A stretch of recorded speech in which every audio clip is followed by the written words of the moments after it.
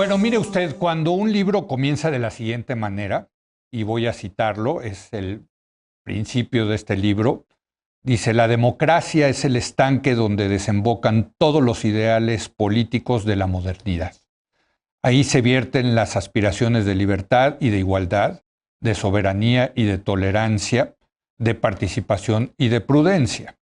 Confluyen ahí la esperanza de liderazgos atentos y de barreras eficaces al despotismo, el deseo de encontrarnos en un espejo y la prevención de multiplicar separaciones. Un régimen que se oxigena en su crítica. Por eso es una contradicción irresoluble.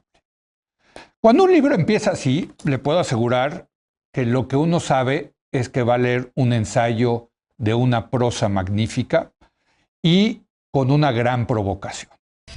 Y así comienza precisamente el libro de Jesús Silva Herzog Márquez, La Casa de la Contradicción.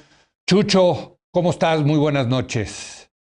Hola Leo, muy contento de platicar contigo. Muchísimas gracias. Qué gusto.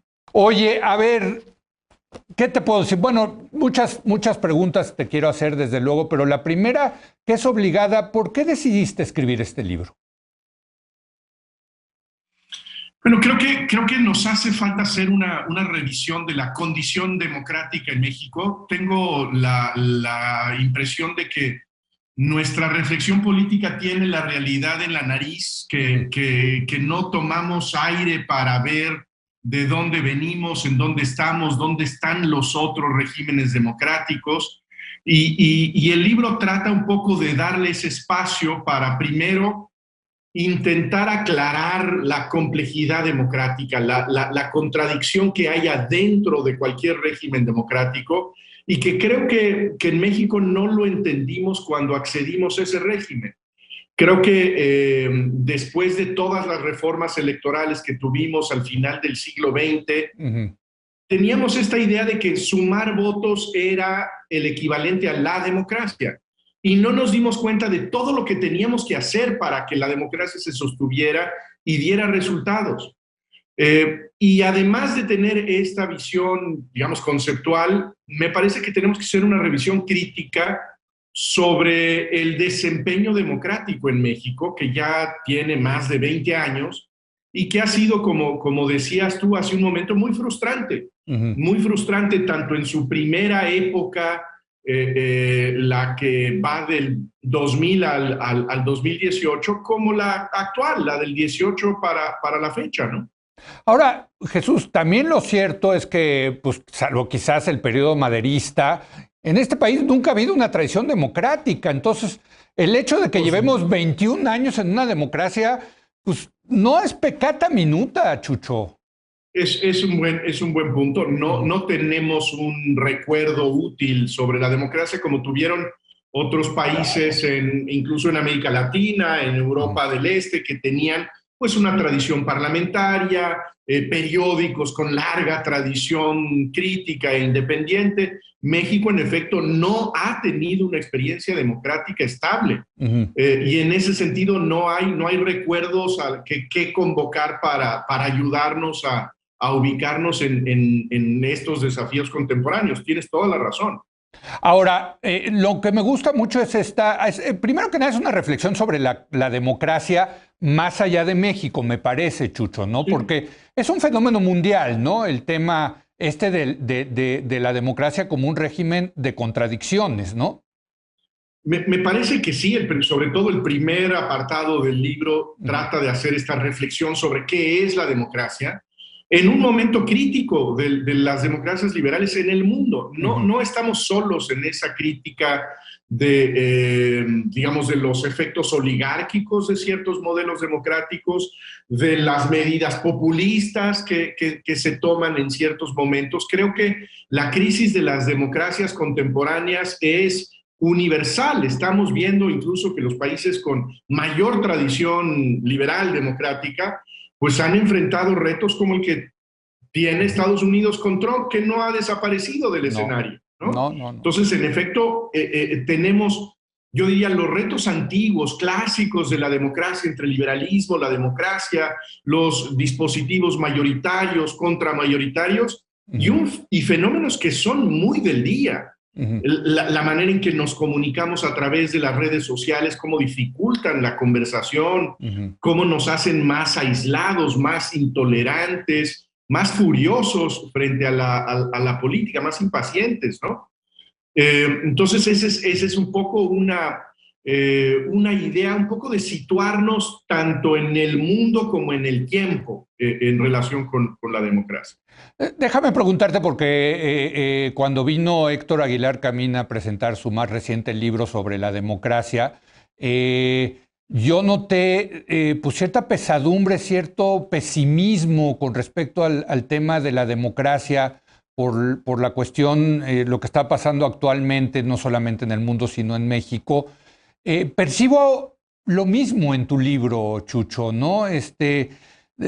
Cierto pesimismo, ¿no? Con qué está pasando la democracia, ¿o me equivoco? Yo creo que sí, yo creo que el Sí. pesimismo es un deber cívico. Yo creo que hay que ser muy pesimistas frente a la política. En cualquier circunstancia, la Sí, sí, sí. política es amenazante Ujú, en casi todos los momentos. ujú, En esta circunstancia, yo creo que hay peligros muy serios para la democracia. Que hay peligros muy serios para la democracia mexicana. ujú.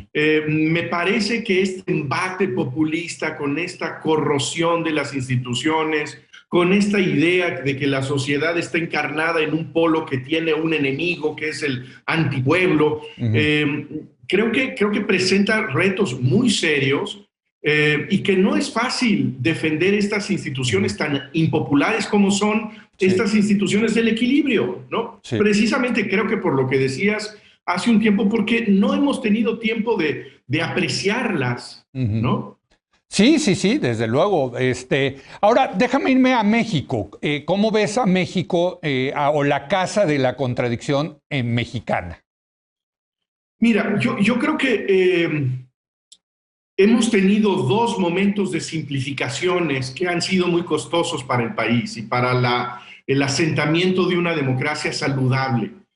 Me parece que la entrada a este espacio democrático en el 97 o en el 2000 fue precedido por una gran ingenuidad, de la que a lo mejor somos culpables muchos, no solamente Ujú. de los políticos, sino de los críticos y de los observadores, que hicimos esta ecuación de que la elección equivalía a democracia, que suma de votos, competencia por el poder, alternancia política, significaba que ya habíamos cruzado la línea y que ya estábamos en esa dichosa sociedad democrática. Bueno, creo que no hicimos el trabajo, Leo.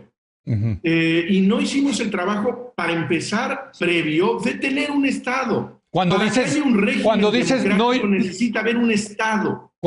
dices no hicimos el trabajo, ¿a quién te refieres, Jesús? ¿Quién no hizo el trabajo? Eh, bueno, yo creo que no hizo el trabajo en primer lugar el autoritarismo del PRI. Mm. Los autoritarismos son siniestros siempre, Sí, sí, sí. pero hay ocasiones en que los autoritarismos heredan una base, una plataforma de Estado. Ujú. Las democracias occidentales se basan pues, en la formación del Estado absolutista, Sí. que no tiene representatividad, que no tiene controles, pero que sí establece una plataforma, una regularidad Ujú. institucional, legal, a partir de la cual se pueden empezar a montar esos Ujú. mecanismos Ujú. de representación, de control, de moderación. Y yo creo que esa es una mala idea que tuvimos del régimen priista, Leo, en donde cayeron, por ejemplo, en esa trampa mentes tan lúcidas como la de Octavio Paz. Octavio Paz estuvo convencido Ujú. de que el Estado mexicano posrevolucionario era muy fuerte y habló del logro filantrópico. Sí, sí. El grupo político priista era muy fuerte, era imbatible, pero no a partir de una dominación de Estado, Ujú. sino a través de la corrupción que es la negación de esa estructura estatal.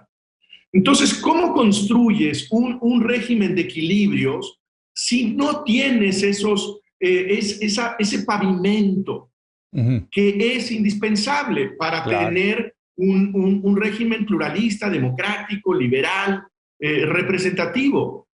Y yo creo que también fallamos los críticos. Y yo creo que nosotros formamos parte de una generación que se equivocó, Leo, con las lecturas que hicimos en Colombia. Con esta lectura de las transiciones democráticas, con la transitología, que llevó a la idea de esta noción mínima de la democracia como mera selección de élites, ¿no? ¿Qué es la democracia? Pues que se peleen las élites y que resuelvan los votantes una vez cada 6 años.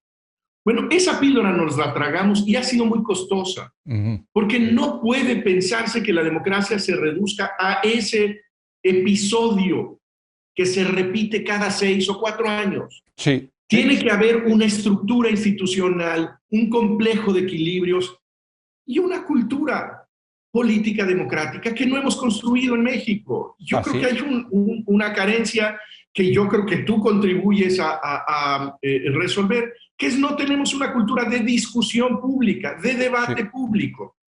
¿Cómo tienes un régimen democrático si no sabemos discrepar sin darnos de macanazos? Y eso me lleva a algo que tú mencionas mucho en el libro, que es este gobierno es particularmente muy malo para eso, Chucho. Bueno, yo creo que el gobierno de Andrés Manuel López Obrador sigue muy claramente el libreto populista. Lo digo incluso en términos no peyorativos, sino descriptivos, en el sentido de que tiene la conciencia o tiene la convicción de que México está partido en dos y ha estado históricamente partido en dos por toda la eternidad, que son los buenos y los malos, el pueblo y sus enemigos, el progreso y el retroceso. Y esa polarización, esa reducción de la complejidad, de la riqueza, de la diversidad mexicana, es incompatible con la democracia. Totalmente. Porque entonces ves al otro como alguien al que hay que aplastar. O sea, si eres de la mafia, pues no tienes ideas respetables. Si eres un representante de los intereses oligárquicos, pues entonces tu perspectiva del mundo no tiene ninguna legitimidad. Entonces, esa fe de López Obrador, que lo hace tan persuasivo para millones, me parece que es incompatible con estas dudas que tienen que estar constantemente, esta autocrítica que tiene que estar constantemente en el régimen democrático. Oye, Chucho, pues se nos acabó el tiempo, pero felicitarte por este ensayo. Desde luego, hijo, mano, como siempre me mueven tus textos y hay que decirlo, la verdad, Chucho, qué prosa tienes, mano, ¿eh? No por nada. ¿Qué placeres? Gracias, Leo. No por nada eres miembro de la Academia de la Lengua de México, de verdad, es una pluma muy sabrosa la que tienes. Gracias, Chucho, buenas noches. Gracias a Chucho Silva Herzog. Vamos a hacer una breve pausa y ahora voy a hablar de otro libro muy divertido, oiga, muy sabroso. El fiscal de hierro, las memorias de Javier Cuello Trejo. Va a ver qué historias. Regresamos.